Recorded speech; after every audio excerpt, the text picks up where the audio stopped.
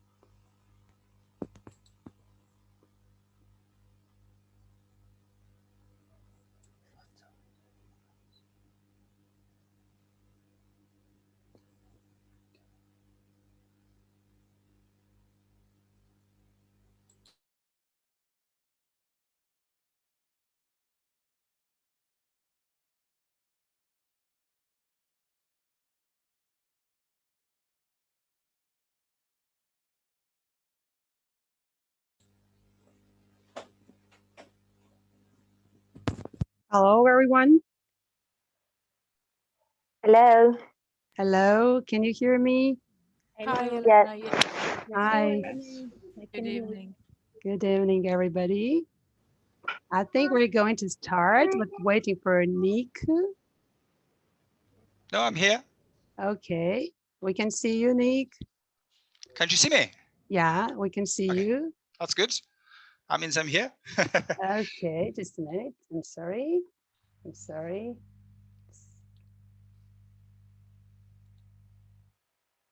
Hello again. Hello, everybody.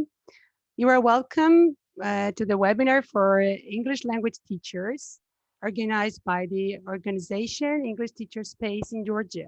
And I'm really excited to see so many people online from different countries, and you are all welcome to the webinar today. My name is Elena Tsatsua. I'm from Georgia, and I'm an English language teacher. I've been teaching English for about 15 years at Tbilisi State University. And I'm also the founder of the organization English Teacher Space, which aims to support English language teaching all over Georgia. In this slide, you can see the collage of our training session photos, which were held during 2019-2020. And I would like to mention that in October 2020, we started a new project which supports English language teaching in Imereti region, as well as all over Georgia, in order to overcome some of the challenges caused by COVID-19 pandemic, as well as transfer face-to-face practice into distance learning effectively. Today, we have a special guest here. He is a very interesting person, inspirational teacher, motivator, innovator, and a truly professional teacher, Nick Michelioudakis from Greece.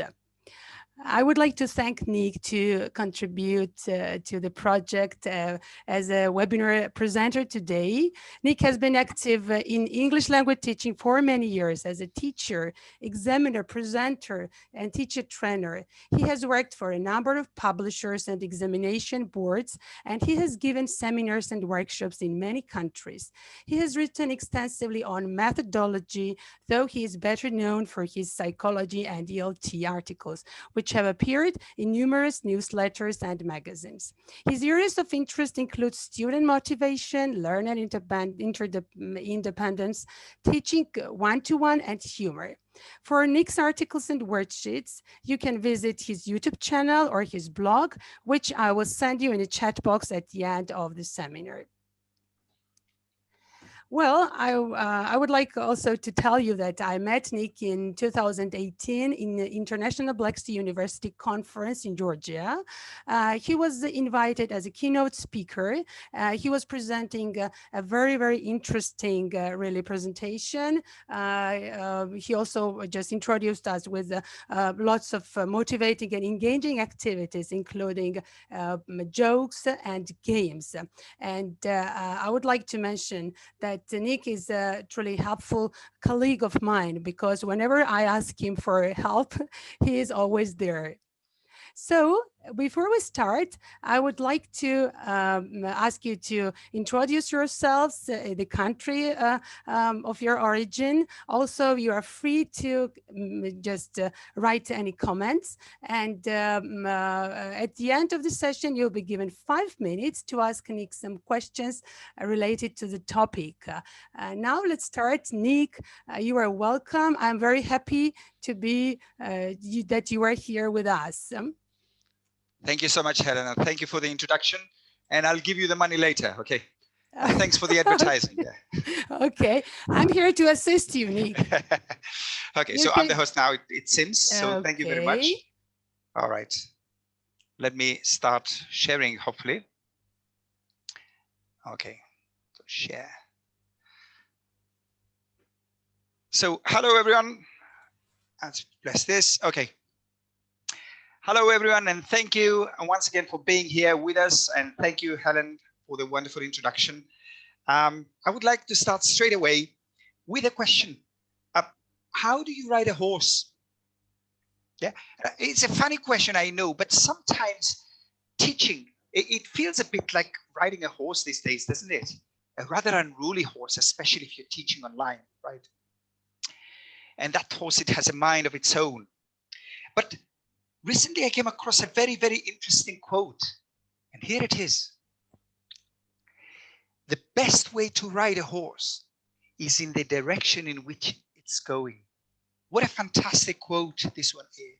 Yeah, if you think about it, very often we try to engage learners, we try to motivate learners, and we try to get them to do things they don't want to do. Okay. But why go against the grain? Why not go with the grain? People want to be happy. Okay. If we know what makes them happy, then they will want to do it. Okay, so this is what I would like to look at today. I would like us to look at some findings from the field of positive psychology, some findings that we can use to engage and motivate our students. Okay, 5 findings. So let's see, what can positive psychologists teach us? Well, it seems that we're happy when we teach others. Teaching others makes us happy. I mean, you're teachers, you know that, don't you?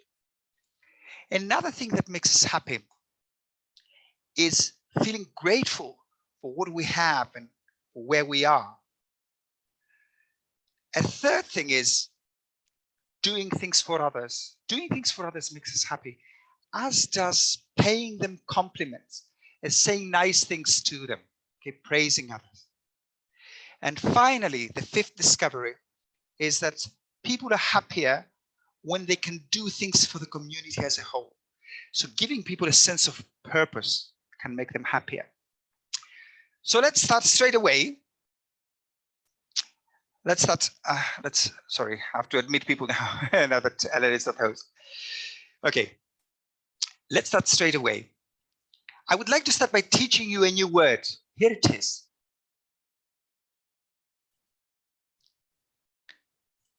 Natchez. You didn't know this word, did you? I didn't know it a few days ago.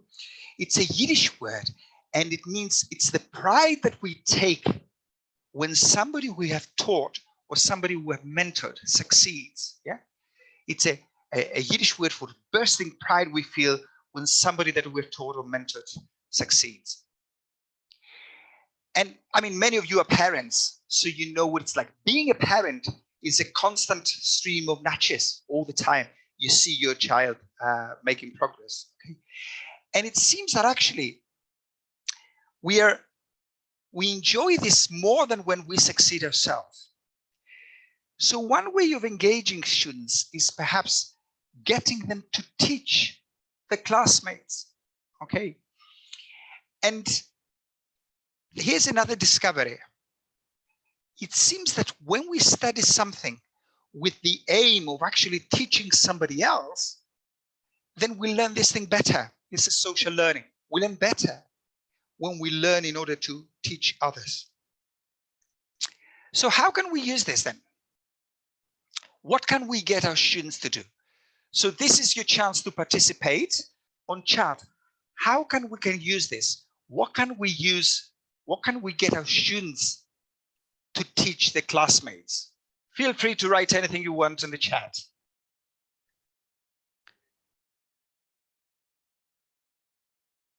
New words, okay, so collaboration. Hi everyone. Okay, elicitation activities. I'm talking about teaching. What can they teach the classmates? Anyone else? Think about getting your students to teach other people. Teamwork, okay. Teach them their favorite hobby, absolutely. Anything else? A grammar topic, yeah, which they feel confident with or which they could have studied in advance. Very good. The subject, okay, of the part the student has already mastered, clear. Okay, absolutely. Find out about a different culture, yeah, and present to class a skill, yeah. I think it's all great ideas. Okay, sorry, I have to keep admitting people. Peer reviewing, okay, very, very good. So let me give you some ideas here. We can get students to present vocabulary to peers. All right, they can teach them, oops, sorry. Okay. We can get them to study a topic at home, okay, and then present it to the peers. Sorry, I don't know whether, Helena, can you be host as well? Helena, can you hear me? No? Okay. I can't be host. Okay, I just need to keep admitting people, okay. So they can present vocabulary to other people. They can study grammar, all right, and explain grammar to peers, maybe the difference between the past simple perhaps and the present perfect. Or they can show their peers how to use a tool. And this is what our students are good at, right? They're good at with technology. They can learn how to use a tool and show the classmates how to use it. And this is what I would like to do now. I would like to show you how to use a particular tool. And this tool is Closed Test Creator. Has anybody heard of Closed Test Creator? Let me show it to you.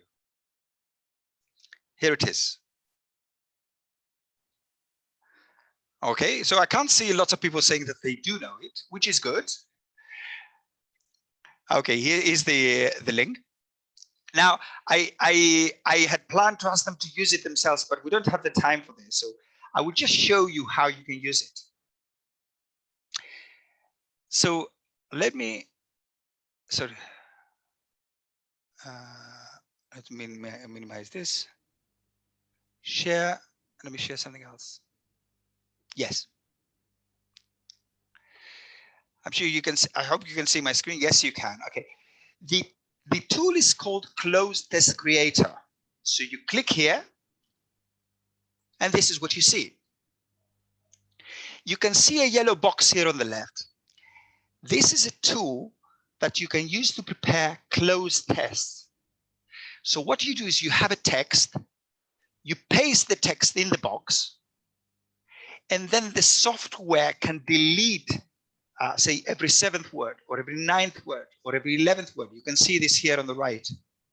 Or you can ask it to delete only the articles, or the prepositions, or the WH words. You get the idea. Let me show you. I've got a text, so let me paste it here. And now let me read it out to you. Okay, so this is the text. A woman and her husband interrupted their vacation to go to the dentist. I want a tooth pulled and I don't want painkiller because I'm in a big hurry, the woman said. Just remove the tooth as quickly as possible and we'll be on our way. The dentist was quite impressed. Oh, you're certainly a brave woman, he said. Which tooth is it? So the woman turned to her husband and said, show him your tooth, dear. Just because this is serious talk doesn't mean we cannot have a joke. All right. So what can we do now? Let's say we want our students to study this. You can choose to delete, let's say, every 9th word. And you click where it says submit. But wait, I don't want any clues. So you click on submit. And this is what you see. This is the text. So you can copy it and paste it in a document. Fantastic. So students can do it themselves. And then as they get better and better,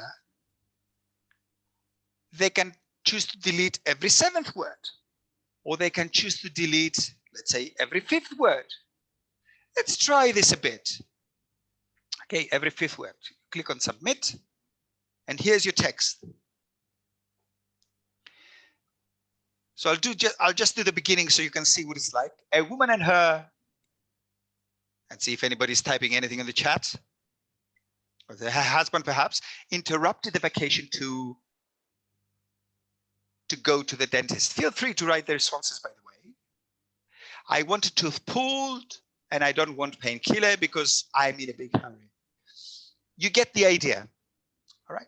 So this is a tool that students can use to revise a text. And it's great for building learner independence.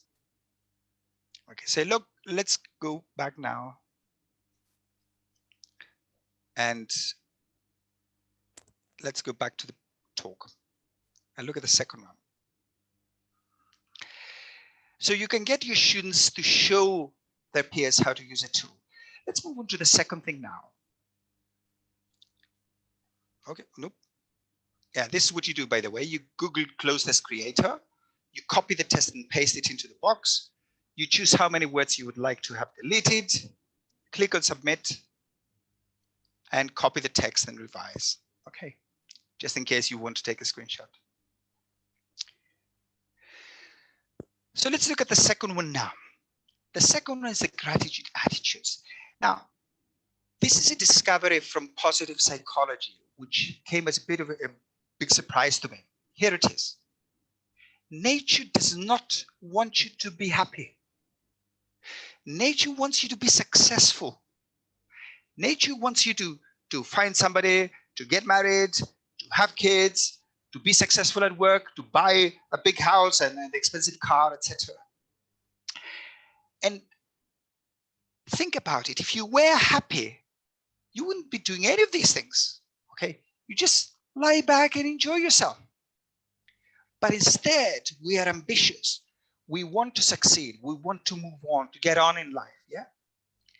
There is a problem with this, however. The problem is that if we're always thinking about the future, we cannot stop and be happy in the present. So psychologists have discovered that from time to time, it's a good idea to press the pause button and think, do we have any reasons to be happy now? So adopting a gratitude attitude makes us happier. And not only that, but they have discovered that feeling grateful can make people actually more helpful and more cooperative. Okay, so this is another thing. You want this for your students, yeah? How can we do this? Well, we can put students in a grateful state of mind by asking them perhaps to write a thank you letter to somebody and maybe give it to them. Or they can write little thank you notes to their classmates. Okay, you can do this in class. Or they can simply count their blessings. Okay, and this is the activity we're going to do now, and I'm going to ask you to participate a little. You know that things are not easy these days. With COVID, there's a lockdown, we cannot go out, we cannot go to the clubs, we cannot go to restaurants, we cannot see our friends. But still, there are things we should be grateful for. Okay, if you think about it, yeah, at least, I mean, we have a job, at least we are healthy, most of us at any rate. And we live in countries where hopefully there's no war going on. Think about some of these little things, like I'm healthy or I have a loving family. Think about one or two things. Okay, now here's what I would like you to do. I want you to share one of these ideas with us. I want you to go to menti.com. You take your mobile phone and you find menti.com. Okay, find menti.com and enter this code. Elena, perhaps you can share the code. Yes, I am here. You can, if you want to copy and paste it from the chat, you can do this. Okay. Yeah. So you go to menti.com, you enter this code, and then you write down one of these ideas. And hopefully we should be able to see some of them. All right. I will write the code. Just a minute. This one. Please write down the code. You all have the code. Okay, good. Now, let me share another screen here. All right. Move this thing somewhere.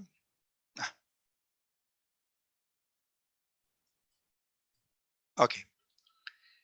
Here it is. Okay.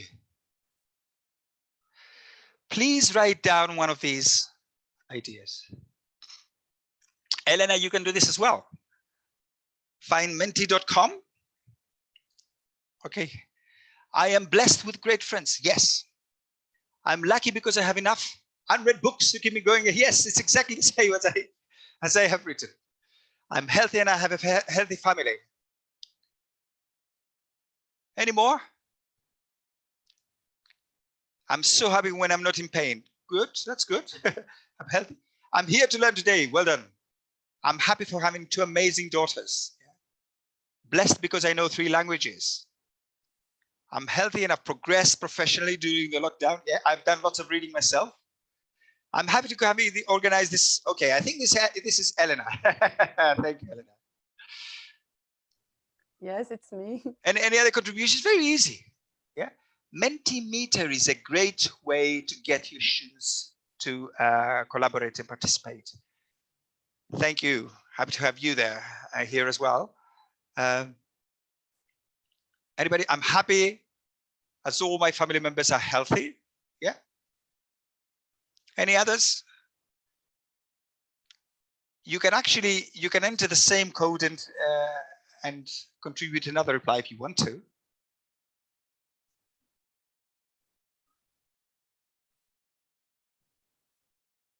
Anyway, I hope you're all typing, by the way.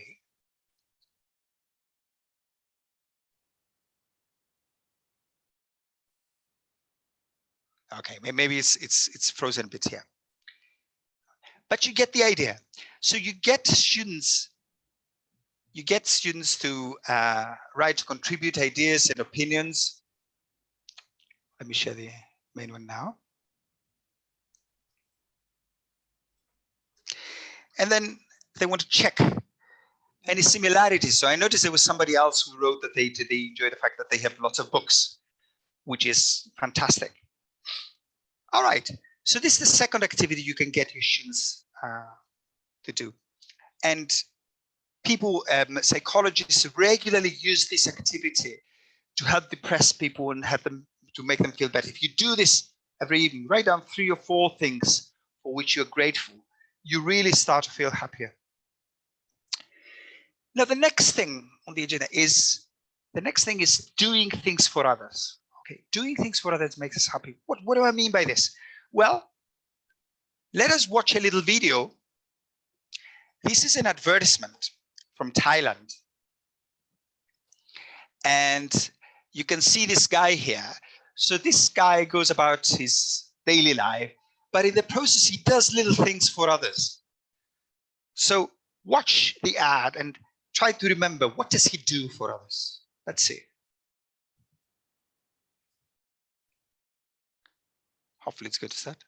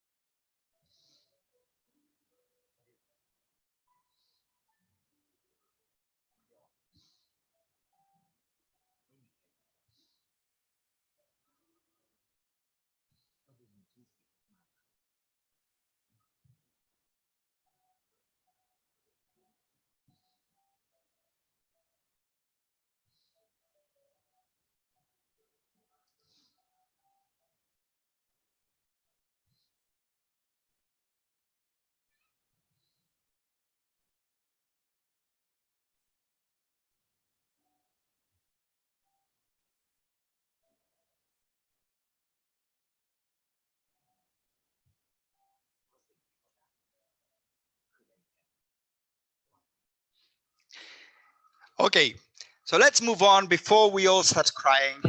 It's a wonderful advertisement, this one. Okay, and yes, we can send you the link. By the way, you can find lots of advertisements and video clips on my channel on YouTube. We'll tell you the link later. Okay, so doing things for others. And researchers have discovered that doing things for others makes us happy. Okay. This guy is very, very happy indeed. And they tested this, actually. They tested this in Canada. So they did a very interesting study. They went around a university campus and they found individual students. okay? And they asked them, how happy are you? And then they gave them some money, and they told some of them, okay, here's some money. I want you to spend this money on buying something and buy something for yourself, okay? And then they told other people, here is some money. Okay? I want you to spend this money on somebody else, buy something for somebody else. And they called everyone the same evening, and they asked them again, okay, how happy are you? And it turns out that the people who bought things for other people were actually happier. It's an amazing discovery. Doing things for others makes us happy, for others makes us happy. It makes us even happier than doing things for ourselves. So what can we get the students to do then? Any ideas? Well, we can get students to brainstorm ideas in class. Yeah? We can get them to do things for others at home, and then tell the classmates what they did and how it went. Oh, I bought this sweet for my mother because she's doing all these things for me, etc. And I wrote a little card, and I put the card in the fridge, and she found it, and she was very happy. You get the idea. But now I would like to hear your ideas. Random acts of kindness. Think about this guy, okay? Well, the little things he did, like he got bananas for the old lady next door. Think about little things you can do to help others. They should be very, very easy to do. Okay, so I'm not talking about going to Africa and help the poor people there. Okay. They should not take more than 2 minutes. So like this thing, for example, write a sweet card for your husband, etc. Put it in his bag, so when he goes to work, you know, he can open his bag and find it there. Little things like that. Once again, I want you to go to menti.com, use your mobile phone, and I want you to share one idea. This is the code this time, yeah? 3350006. So Elena, you can share it in chat perhaps.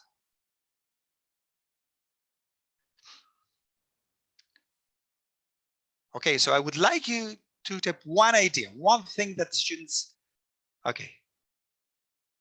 And let's see what you've written. So this was the previous one.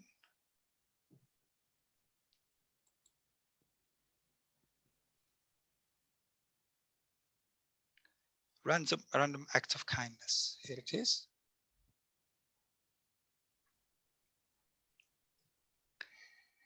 So we can think of a friend we have lost touch with and sent him a nice message on Facebook, telling them that we've missed them. That's a simple thing.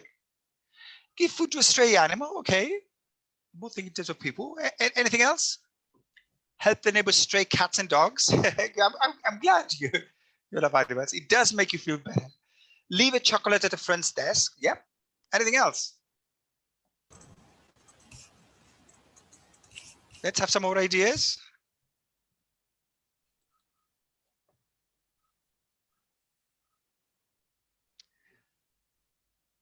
Okay, forgive what they did wrong. Yeah, this is very, very important, but it's not something tangible. What makes us happy is seeing the expression on the other person's face, or indeed seeing the dog feeling happy. Cook for a poor family, yeah. Make cards, nice with just simply smiling at people, yeah. I do the shopping for my old, yeah, just knocking on the old lady's door and say, I'm going shopping, would you like me to get you anything? Have them prepare gifts and leave them anonymously. Very good. That's a great idea too, yeah? Simply say hello. Now this is an interesting idea, yeah? Saying hello to a stranger. Just waving at people. A psychologist, Nicholas Epley, once said, if you walk down the street, nobody waves at you. But if you wave at somebody, everybody waves back. So you can make somebody's day simply by saying hello to a stranger. Help fetching a friend away to some, yes, give somebody a ride, give somebody a birthday card, make them smile. Talk to students, okay? Yes, very important. Find somebody who's perhaps excluded and make a point of talking to them, befriending them. Leave a compliment. Yeah, we'll come to compliments. This is the next activity, actually. Students' desk. Okay. Very good. So lots of ideas there. Well done. Okay. What am I? Okay.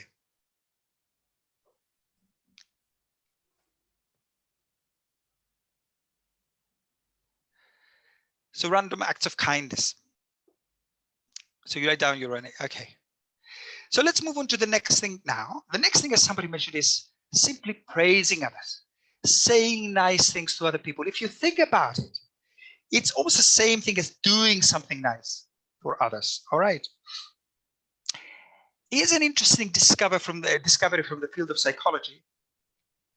Compliments always work. It doesn't matter what you say to people, they always work, so long as you're not being sarcastic. If Elena were to tell me now, oh, Nick, what a great taste in clothes you have in clothes. I mean, this is clearly false. I mean, I'm hopeless when it comes to choosing clothes or matching clothes, etc. But it would still make me happy. However, it's much better. Compliments work better if there is some evidence. If people can actually say, oh yeah, there's some truth in what. So if Elena were to tell me, oh, Nick, you have a great handwriting. Yeah, I'd be happier still, because of course, this is true. I do have a very neat handwriting. And like I said, my taste in clothes. But here's the thing, while compliments make the other person happy, and they tend to believe them, they also make us happy as well. So the person who makes the compliment actually gets happier as well. And they trigger reciprocal liking. Not only do we feel happy and they feel happy, we also tend to like each other more. And that's something we want. If you want to increase class cohesion, use these activities. What can we get students to do? Well, we can get students to say nice things about each other. Okay. We can get students to write nice things about each other. And this is what we're going to do now. It's the next activity, playful praise. So I want you to think about somebody you know, maybe somebody who is in the room now. That's even better if they get to see what you have written. Okay, and write their name and everything. Think of why you like them or why they're special to you. Okay. Now, I want you to copy this link. Elena, can you please put it in chat? Yes, for sure. Copy this link and it will take you to a Padlet, a notice board. So you can click on the notice board and type and write down your message, what you'd like to tell the other person. Write down a few words for them. And here, of course, as somebody said, the teacher should make sure that no student is repeatedly excluded. Okay, you want to make sure that everybody gets some praise. Somebody actually mentioned that in the previous one. So please copy and paste, copy this link, paste it on Google. And let's go to the Padlet and you double click on the notice board and you write down what you want to write. Okay.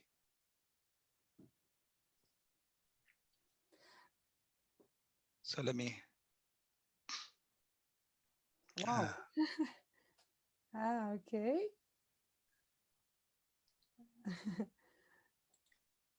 Nice compliments. All right. So this would okay. No. Write a few nice things about the other person.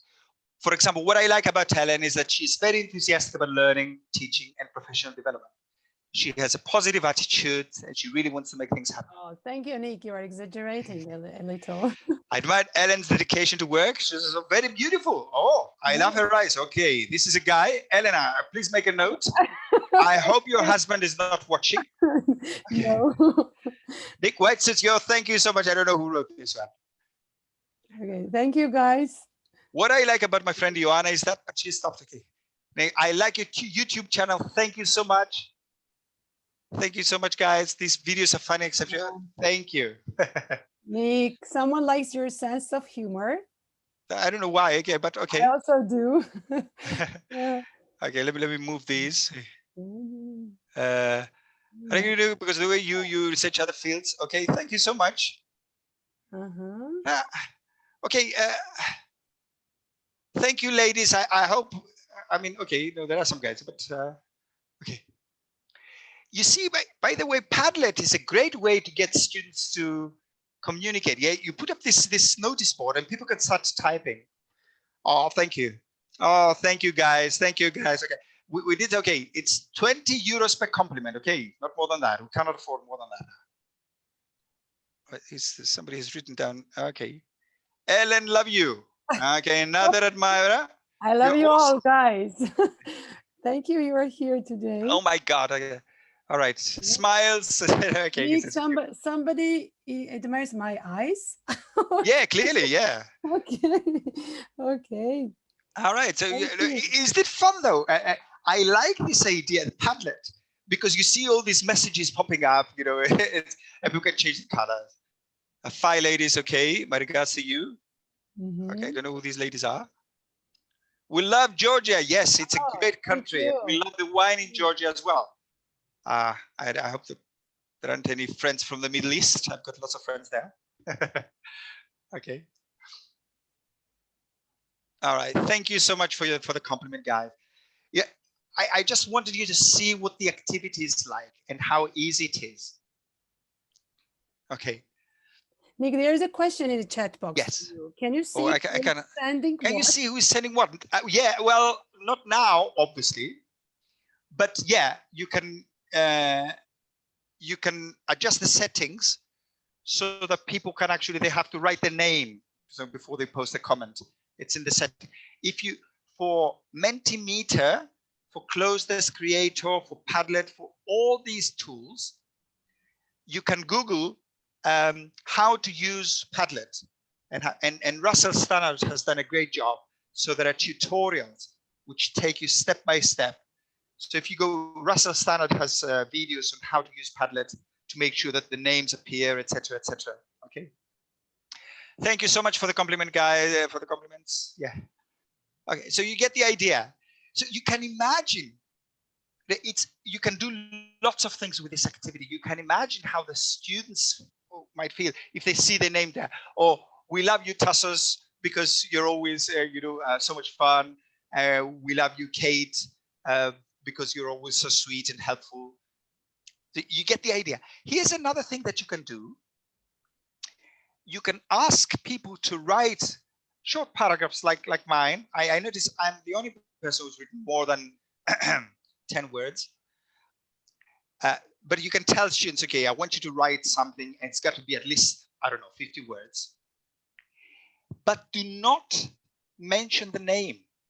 So you can write, okay, so people can write some complimentary stuff for somebody. So we love this guy because he's so helpful, because he knows so much, because he's generous, you know, he's prepared to offer his time, and he's always keen to help others, and have people guess who this person might be. Okay, in this case, I've been talking about my good friend, Luke Prodromu, hopefully here with us. Okay, but, and this can make the activity even more interesting. And if it's like this, so people cannot see who has written what, then that can have them guessing. Okay. So I'm sure Ellen is wondering, okay, who are my admirers? Actually, Elena and Gurana, I think it is my friend Zurab. I don't know. Maybe okay. Again. Don't let your husband see this notice board. Okay. Okay. All right. There is a question. So what's the question? Say something in do you think we could intervene by correcting mistakes? Yeah, you can actually. I think you can edit. Yeah, I can edit these comments. Okay, but perhaps you don't want to correct things. Maybe you want to make a note of the mistakes so you can do remedial work later. It's great. Padlet is great. Okay, let's move on quickly so we don't run out of time. There's one last thing I want to share with you. So Padlet is great. So where am I? Okay. Praising others, yes.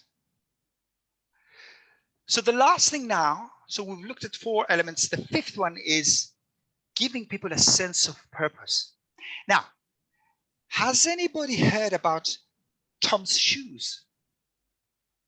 I don't think you have. So let me tell you a little story. There was this guy, he was a businessman. Okay, he found himself on a visit in Argentina. So he had a friend there, and she was working for an NGO. And this friend, a lady, she took him on a visit to some of the poor villages outside Buenos Aires. And he said, oh my God, I didn't know such place existed. You know, this guy was a rich guy from the States. And he said, I didn't know such poverty existed. He says, this visit was an eye-opener to me. And he said he visited a little house in a village where a single mother lived, and she had 2 children, aged 10 and 12. And they went to school, but they couldn't both go to school. So one of them went one day and the other one went the next day. So they alternated. Why? Because if you went to school, you had to wear shoes, and they only had 1 pair of shoes. So he was shocked. And this guy, and he said, you should have seen this lady's, the expression on her face. When I bought her, you know, I brought her 2 pairs of new shoes, you know, for her children. And then this shocked him. So he started this business, Tom's Shoes. So this is the idea. If somebody buys a pair of shoes, yeah, from this company, they donate another pair to a poor country, to a family in a poor country of the world. Amazing or what? And it's not just Tom's Shoes. Other companies too have discovered that if they seem to be doing something for the community, the employees are far more motivated. And of course, the consumers prefer them. So anybody will say, yeah, well, I'm prepared to pay 5 or 10 euros more for my shoes if I know that they're going to donate another pair of shoes to somebody, to a child, you know, in a developing country. So this is amazing.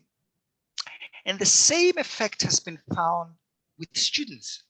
So they did this study in high school. So they told some students about how the stuff that they'd been studying at school, geography, mathematics, etc., biology, how they could help them in the future, how these things would help their CV and they would help them get a good job and make more money, etc. But with another group of students, they told them something different. They told them how this knowledge that they acquired at school, how it could help them help other people, how it could help them help the world, how they could become useful members of the community. And then they followed the progress of these 2 groups. And what they discovered was that the second group actually made greater progress. So students are motivated when they can see the relevance of what they're learning and what they're doing, when they can see that this might have a positive impact in the world, in the community. So if we can do this, we can engage our students. Here's what we can do. We can get students to brainstorm ideas for how they could help the community. We could involve them in progress on projects for the community. Or alternatively, we could get them to play free rice. Now, I didn't know about this game until a few days ago. What is free rice? I'll tell you in a minute. Free rice is a game that you play online. You answer multiple choice questions. And every time you answer a question correctly, you win 10 grains of rice, which at the end of the game, this rice is actually converted into real rice, and it's donated to people in the third world. Fantastic or what? So let me say this again. You play a game, and at the end of the game, because of your efforts, some food is donated to people in the third world. Let's watch this advertisement.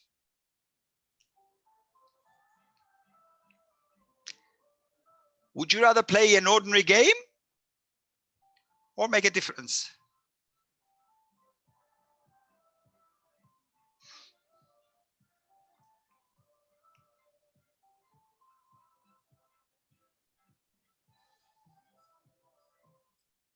Oh, sorry.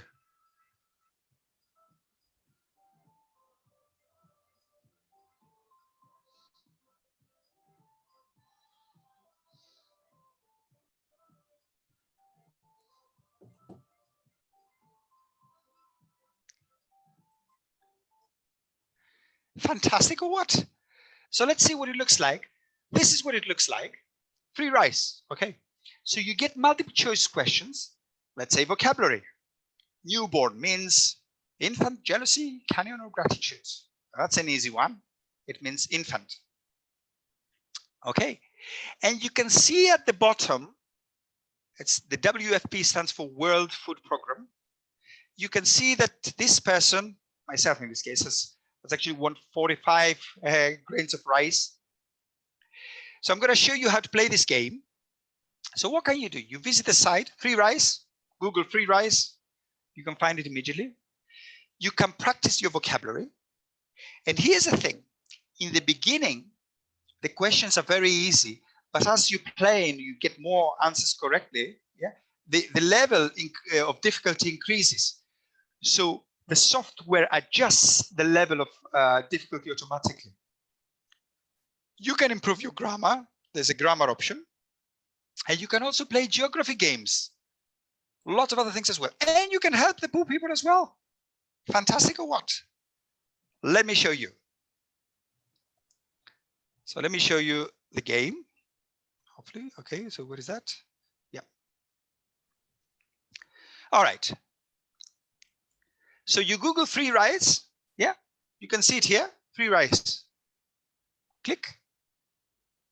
Ta-da! Here it is. Okay, normally, okay, this you go to categories. Normally it starts you with vocabulary. This is very difficult. Okay, you adjust the difficulty level here. Okay, so you go back. So this is very difficult because I'd been playing at a very high level. So let's see. That means hallway perhaps. No, it's okay. Cheery means what? Again, a difficult word. It means breezy. Yeah. No, light. Oh my God, lighthearted. Okay. That's now it started giving you easy questions. Fashion means style. So you can see the score here. An award is a prize. You get the idea. Mix means a blend. And so on and so forth. I don't want us to spend too much time here because I know you want to play. But think about the possibilities. You can tell your students, I want you to go home and I want you to play free rice. And at the end, I want you to take a screenshot.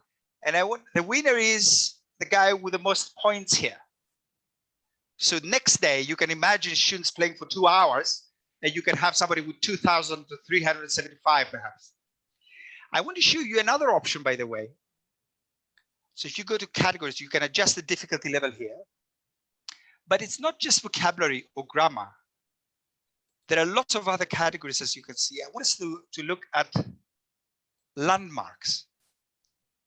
Look at this. Where would you find the Spanish Steps? These are places in the world